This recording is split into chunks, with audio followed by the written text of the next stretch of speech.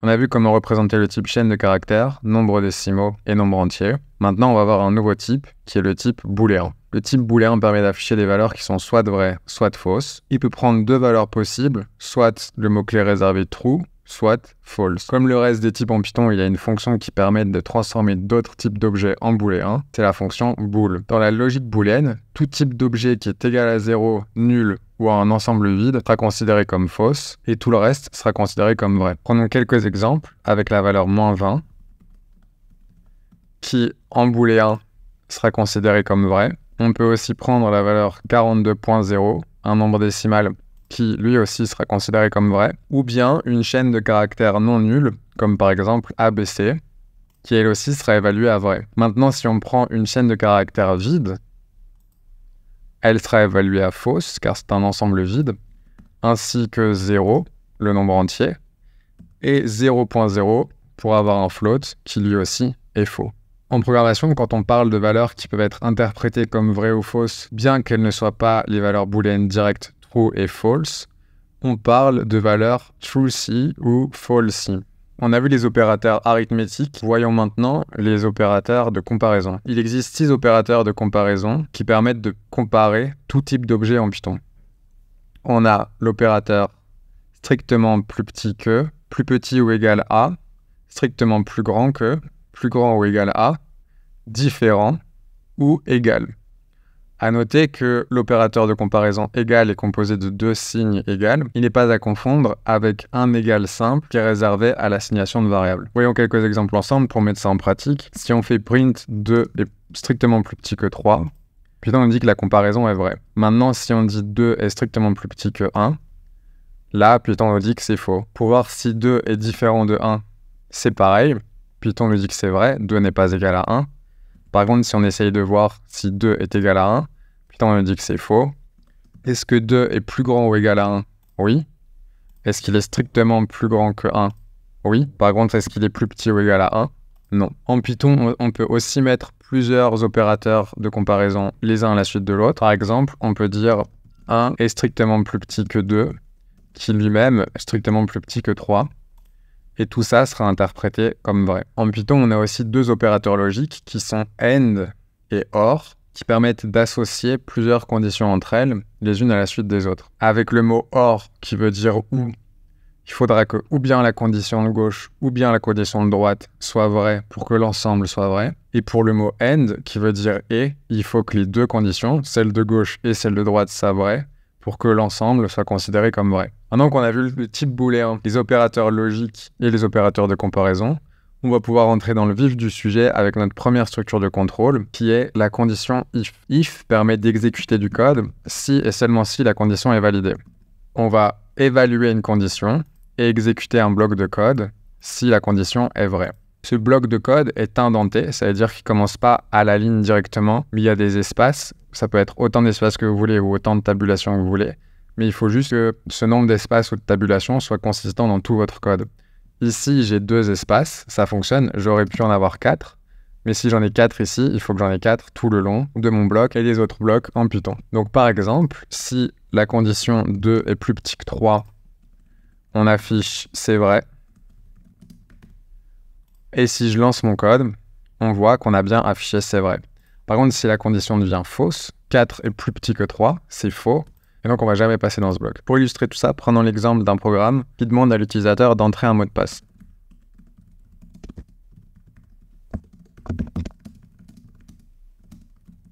Une fois qu'il a entré son mot de passe, on va tester si son mot de passe est bien le mot de passe qu'on sait qu'il a, ici 1, 2, 3, 4, 5, 6. Donc si mot de passe est bien égal à 1, 2, 3, 4, 5, 6, alors on lui affiche c'est bon.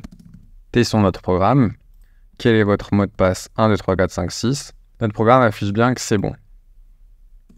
Ensuite, on va lui dire que le programme est terminé.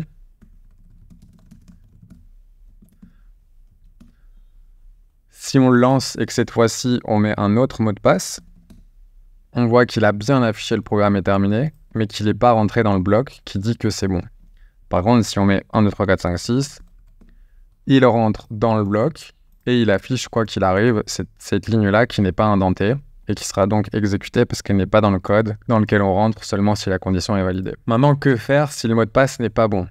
Lui dire simplement que le programme est terminé sans lui dire que son mot de passe est mauvais ne suffit pas. On pourrait lui dire que si c'est pas le cas, on lui affiche le mot de passe n'est pas bon. Pour ça, on a un autre mot qui est le mot-clé else. Else ne prend pas de condition. C'est simplement un bloc de code qui va être exécuté si aucune autre condition n'a été remplie. Donc là, on va lui dire le mot de passe n'est pas bon. Ici, je vois qu'en faisant mon copier-coller, j'ai pris un espace en trop. Je vais le retirer pour garder la cohérence et avoir 2 espaces à chaque fois. Donc, relançons notre programme. Quel est votre mot de passe? Je mets 1, 2, 3. Et là, on voit qu'on n'est pas rentré dans la première condition, mais on est rentré dans le else et notre programme affiche le mot de passe n'est pas bon. Maintenant, disons qu'on veut afficher un message quand le mot de passe entré est trop court. Pour ça, on peut faire un if qui regarde la longueur de la chaîne de caractères, ici de notre mot de passe. Et on peut faire ça avec la fonction len, dans laquelle on passe notre mot de passe. Si d'abord on affiche ce que vaut la longueur, la length de passe avec cette fonction len, on voit qu'ici, si on met 1, 2, 3, on a 3, parce que la chaîne de caractères est composée de 3 lettres. Maintenant qu'on a ça, on peut lui dire que si la longueur de 3 est strictement inférieure à 6, on peut afficher le mot de passe est trop court. Réessayons, je tape 1, 2, 3. Et là, on voit que notre programme nous a dit le mot de passe est trop court, le mot de passe n'est pas bon, et puis le programme est terminé. Et c'est un peu redondant d'avoir la phrase « et le mot de passe est trop court, et le mot de passe n'est pas bon ». Ça serait mieux que notre programme nous dise l'un ou l'autre. Mais là, si on regarde ce qui se passe, on rentre notre mot de passe qui est 1, 2, 3, de longueur 3. En évaluant cette première condition, la longueur du mot de passe est bien inférieure à 6, donc il va rentrer ici. Puis il va tester cette condition qui sera fausse, et il va donc passer dans le « else » et aussi nous afficher ça. Pour éviter d'avoir plein de if comme ça, il y a un troisième et dernier mot-clé, qui est le mot-clé elif, qui est la contraction de else et if, et qui nous permet de tester plusieurs conditions dans un bloc de if, elif, else. Dans notre cas, je vais transformer ce if-là en elif, qui nous permettra de ne rentrer que dans une de ces conditions. Donc recommençons. Si je lance mon programme, je mets 1, 2, 3. On voit qu'il nous a juste écrit notre programme est trop court parce qu'il est rentré dans ce bloc. Je vois qu'il a été satisfait par cette première condition et il nous a donc exécuté ce bloc-là. Et comme else veut dire sinon, il n'a pas eu besoin de faire quelque chose d'autre vu qu'il a été déjà satisfait par cette condition. Dans les exemples qu'on a vus ensemble, on avait toujours des blocs d'une seule ligne. On n'est pas limité à une seule ligne. Si maintenant je mets « mais il n'est pas très sécurisé », si je rentre le mot de passe, je mets 1, 2, 3, 4, 5, 6, on a les deux phrases, tout le bloc va être exécuté ici, et pas seulement une seule ligne. En plus, on peut mettre des if dans des if. Donc disons ici que on ait deux cas. On est le cas où le mot de passe, la longueur du mot de passe est égale à 0. On va lui afficher « il faut écrire quelque chose ». Et sinon, on va lui afficher le mot de passe est trop court. Donc là, si on exécute notre programme et qu'on ne rentre rien, la longueur de notre chaîne de caractères de notre mot de passe sera 0 et le programme nous dit il faut écrire quelque chose. Maintenant, si on relance notre programme et qu'on tape un mot de passe d'une longueur strictement inférieure à 6 mais qui n'est pas 0, comme par exemple 1, 2, 3, 4, qui sera de longueur 4, il va rentrer ici, il va se dire « Ok, la longueur du mot de passe est inférieure à 6. » Puis dans ce bloc, il va voir que la longueur du mot de passe n'est pas égale à 0, donc cette condition n'est pas satisfaite. Alors il va rentrer dans le « else », le « sinon », et afficher « le mot de passe est trop court ». Et c'est ce qu'il a fait ici. Comme la longueur était de 4, il est rentré ici. Il n'est pas rentré là, mais il est bien rentré ici. Et il n'est pas rentré dans cela, parce que la condition ici était déjà satisfaite. On va maintenant pouvoir passer au deuxième projet de ce tutoriel en Python, qui est un programme qui donne une mention à l'utilisateur à partir d'une note moyenne qu'il nous fournit. Prenons par exemple la moyenne du bac. On va demander à l'utilisateur de rentrer la moyenne qu'il a eue au bac sur 20. Et on va lui donner la mention assez bien si sa moyenne est supérieure ou égale à 12 et inférieure à 14. La mention bien si sa moyenne est supérieure ou égale à 14 et strictement inférieure à 16. La mention très bien si sa moyenne est supérieure ou égale à 16 et strictement inférieure à 18. Et les félicitations du jury si sa note est supérieure à 18. Je vous laisse mettre la vidéo en pause et penser à comment vous pourriez réaliser ce programme. Et on se retrouve juste après, une fois que vous avez fini.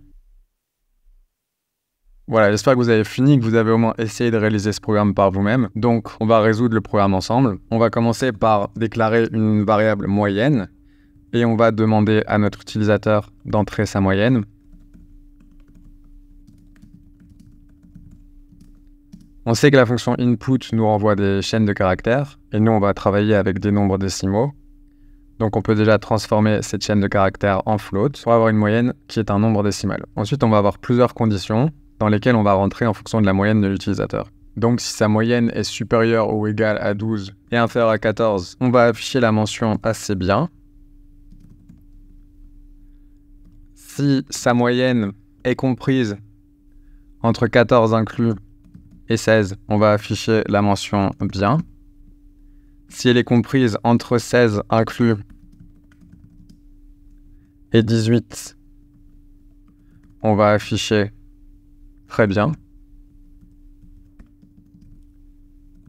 Si la moyenne est de 18 ou plus, on va afficher les félicitations du jury.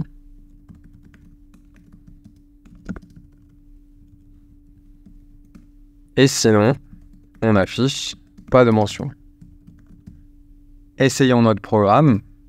Avec une moyenne de 14, on a bien la mention bien. Avec une moyenne de 19, on a les félicitations du jury. Et avec une moyenne de 11,1, on n'a pas de mention. Voici une version minimale du projet. On pourrait aller plus loin en ajoutant de la gestion d'erreurs, au cas où l'utilisateur nous rentre une note supérieure à 20 ou inférieure à 0. Imaginons qu'il entre 21 de moyenne, on va lui donner les félicitations du jury, alors que c'est pas possible d'avoir 21 sur 20. Si l'utilisateur n'entre pas de nombre, mais entre une chaîne de caractères par exemple, on va avoir une erreur sur la fonction float. Ça serait bien de gérer float différemment et de rajouter une autre condition pour la gestion d'erreurs. Mais sinon bravo, vous avez fait votre deuxième programme en Python et on se retrouve très vite pour la suite de ce tutoriel.